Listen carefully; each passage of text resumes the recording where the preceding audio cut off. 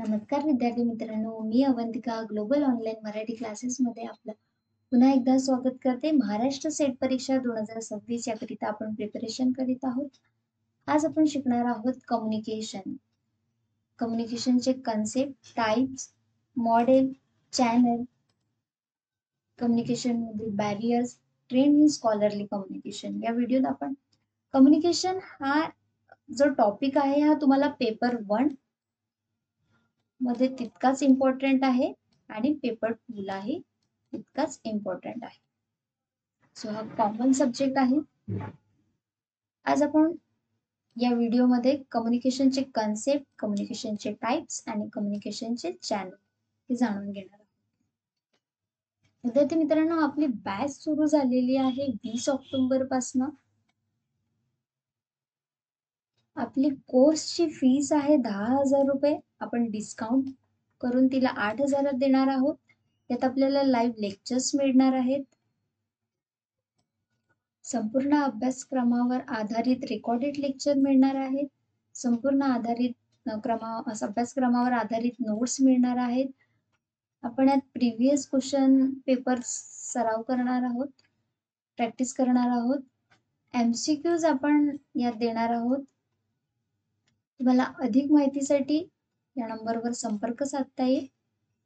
तर वेळ न घालवता तुम्ही क्लासला जॉईन करू शकता.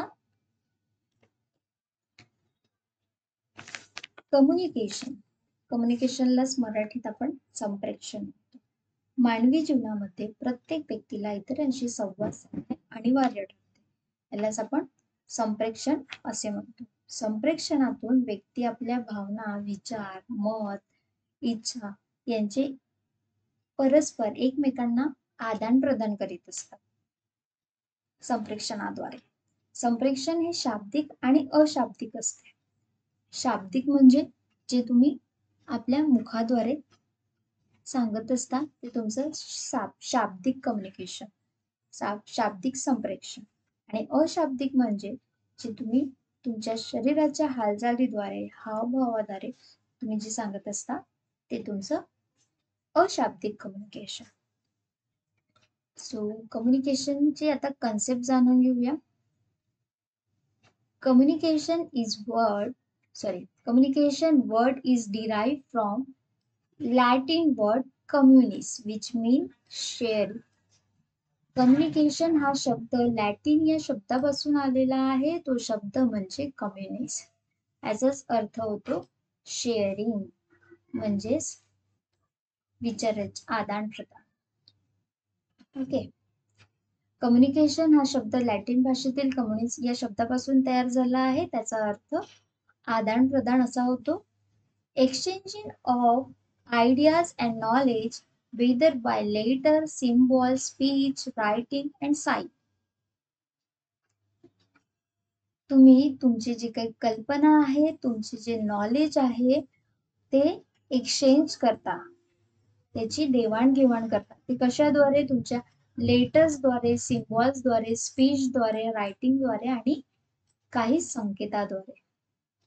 कम्युनिकेशन म्हणजे तुम्ही तुमची जी कल्पना आहे, तुमचे जे ज्ञान आहे याची जी देवाणघेवाण तुम्ही ते शाब्दिक आणि अशाब्दिकद्वारे करीत असता, ते म्हणजे तुमचं communication. Communication is process of transmitting information. It involves individual and group to exchange information by using symbols, signs and other mode.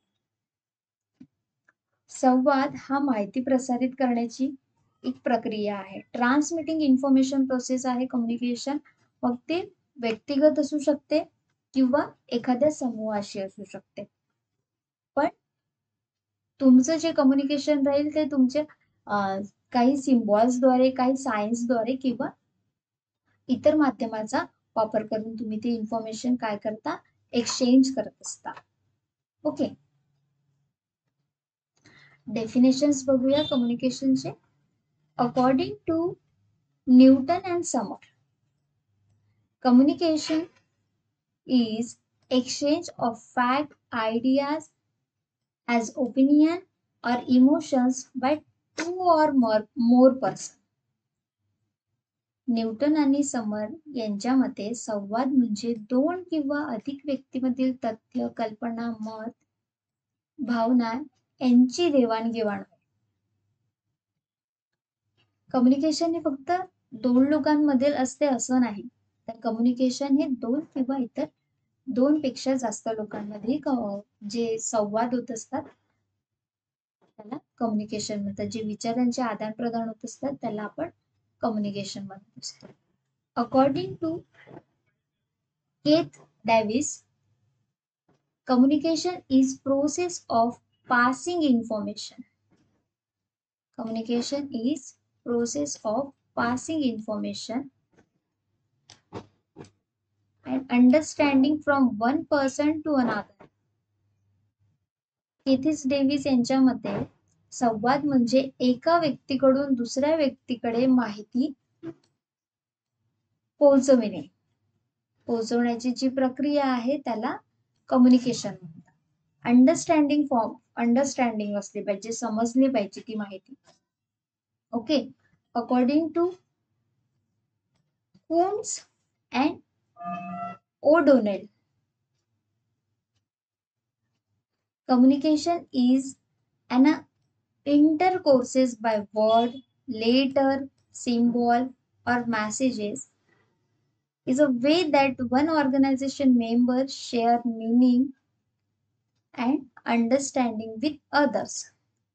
म्हणजे संवाद म्हणजे शब्द, पत्रे, जे लेटर्स, चिन्ह किंवा संदेशाद्वारे परस्पर संबंध होय.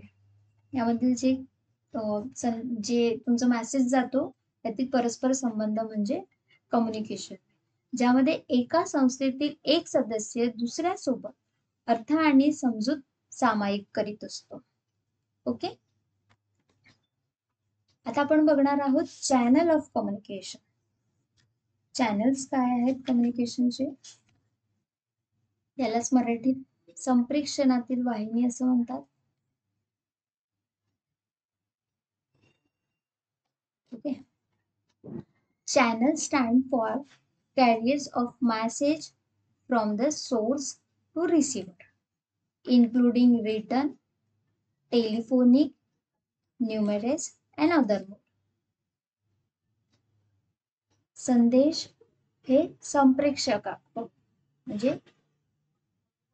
संप्रेषकाकडून प्राप्तकर्त्याकडे म्हणजे सोर्स टू रिसिव्हर यांच्यापर्यंत पोहोचविण्याचे काय आहे? माध्यम आहे.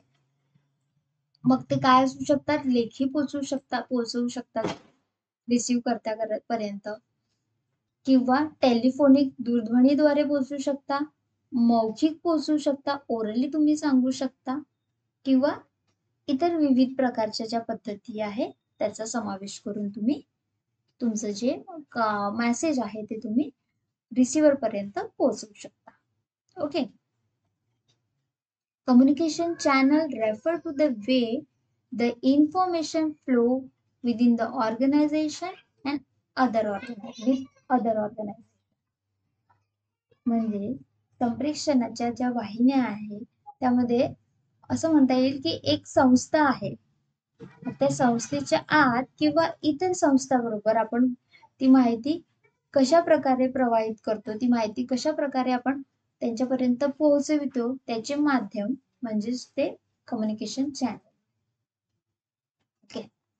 The channel of communication can be visual, auditory, tactile, यालाच ब्रॅले म्हणतात, हॅप्टिक्स, ऑलफॅक्टरी, इलेक्ट्रोमॅग्नेटिक और बायोकेमिकल. संप्रेषणाच्या वाहिन्या कशा असू शकतात? व्हिज्युअल असू शकतात, श्राव्य असू शकतात, मीन्स ऑडिओ व्हिडिओ, दृश्य श्राव्य या असू शकतात, स्पर्श आधारित असू शकतात, यालाच आपण टॅकिट म्हणतो, हॅप्टिक्स असू शकतात, तुमच्या घाणेंद्रियाशी संबंधित असू शकतात, इलेक्ट्रॉनिक म्हणजे इलेक्ट्रिक फॉर्म मध्ये असू शकतात, आणि जैव रासायनिक असू शकतात. Okay. The message is decoded in term of relevance to the receiver. The message is decoded in term to relevance to the receiver. म्हणजे जो प्राप्तकर्ता असतो त्या संदेशाचे विश्लेषण डिकोड करून त्याच्या स्वतःच्या दृष्टिकोनातून म्हणजे त्याच्यासाठी त्या संदेशाचे काय महत्व आहे त्याचे संदर्भ घेऊन तो करीत असतो.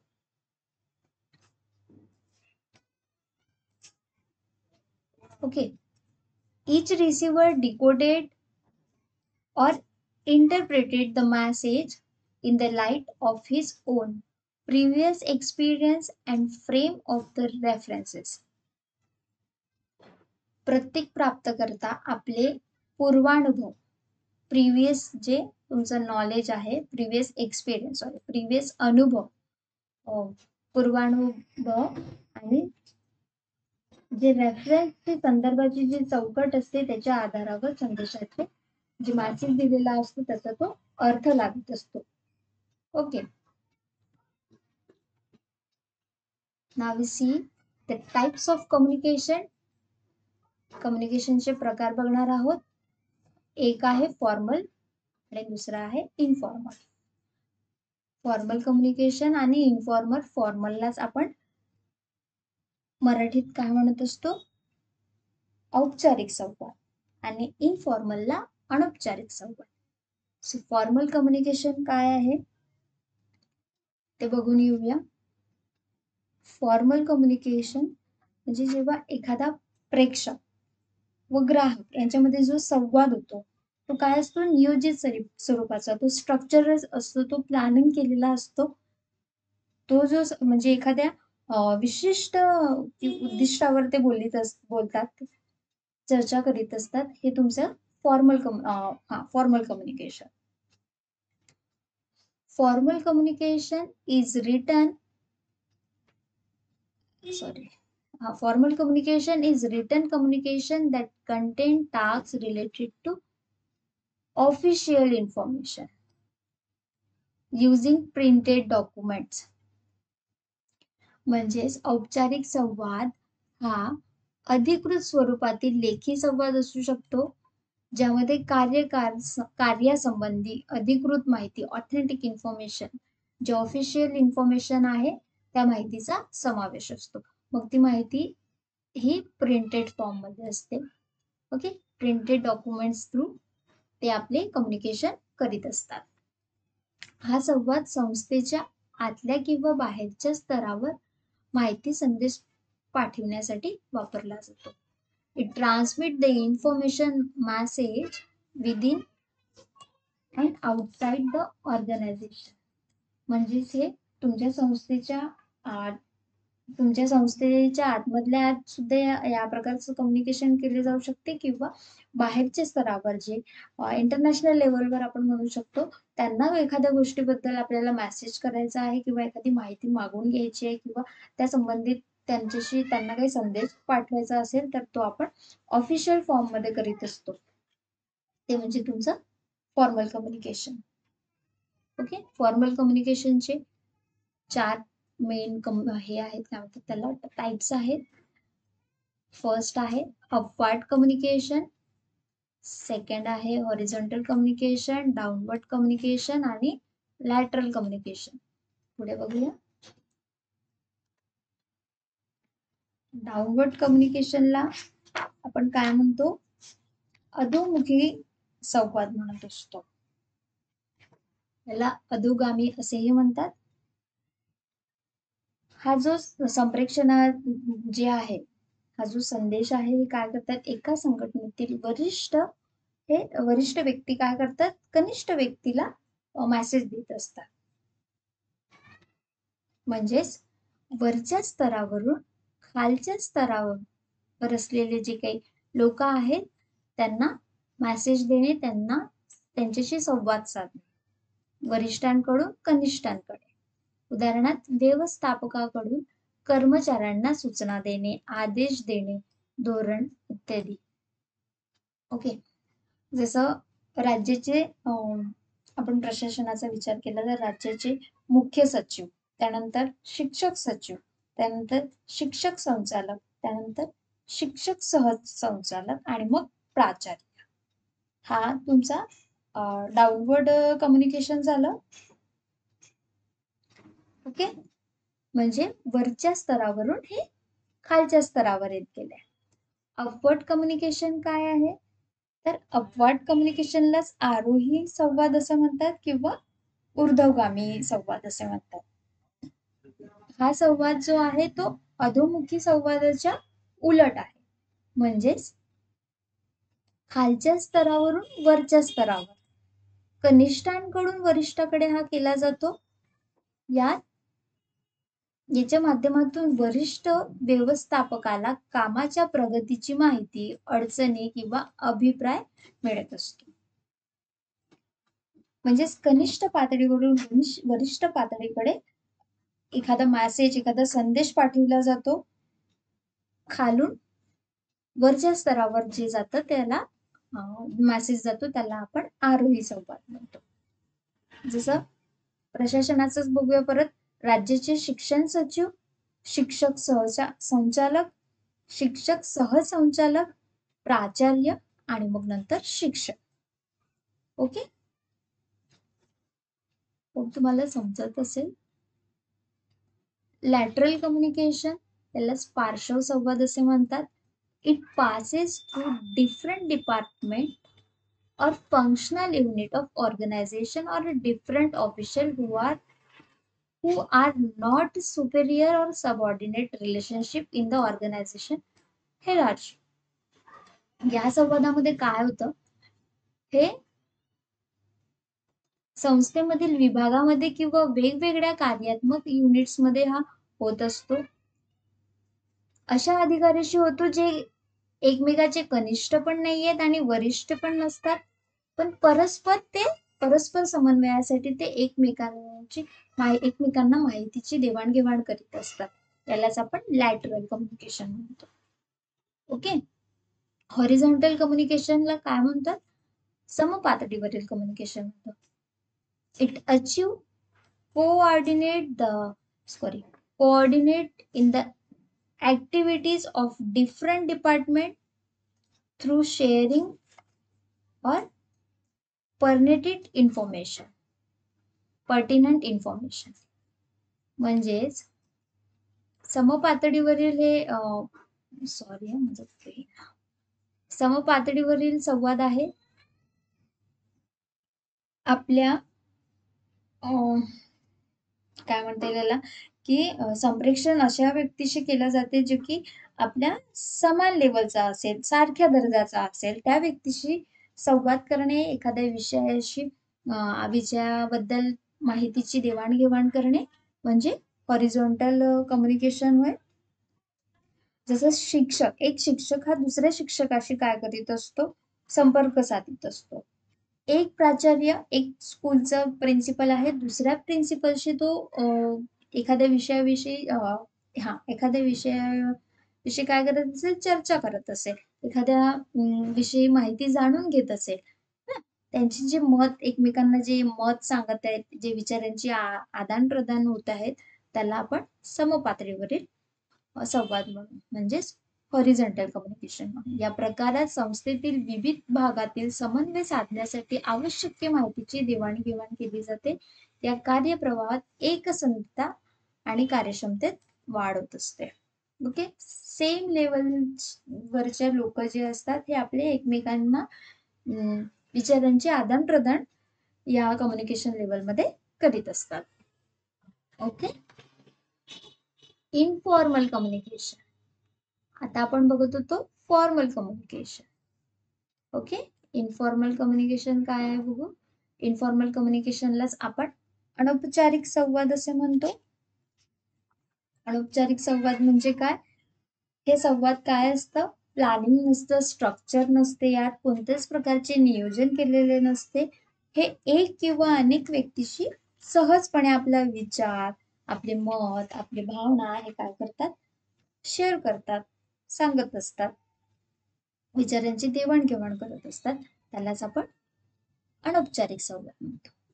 अनौपचारिक संवाद म्हणजे असा संवाद जो अधिकृत स्वरूपाचा नसतो, म्हणजे इनफॉर्मल असतो, फॉर्मल नसतो.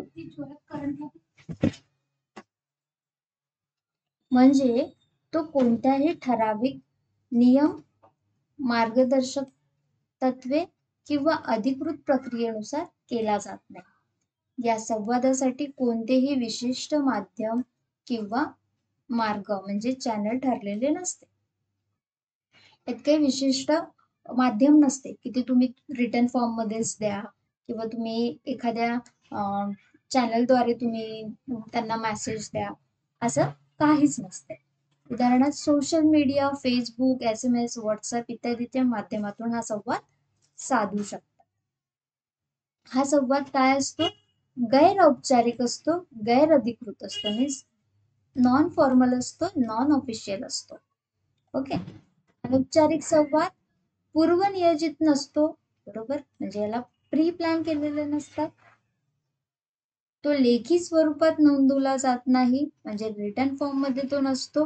बहुतांश वेळा मैत्रीपूर्ण नातेसंबंध, वैयक्तिक चर्चा किंवा अनौपचारिक गाठीभेटीच्या माध्यमातून तो घडित असतो. जर विद्यार्थ्यांच्या आपल्याला समस्या जाणून घ्यायच्या आहेत तर त्यांच्याशी फॉर्मल राहून तुम्ही त्यांच्या प्रॉब्लेम्स, त्यांच्या अडचणी तुम्ही जाणून घेऊ शकत नाही. जर तुम्ही त्यांच्याशी इनफॉर्मल मैत्रीसारखे जर वागत असाल तर त्यांचे जे प्रॉब्लेम्स आहेत, इनफॉर्मल कम्युनिकेशनद्वारे तुम्ही त्यांचे जे प्रॉब्लेम्स आहेत ते तुम्ही जाणून घेऊ शकता.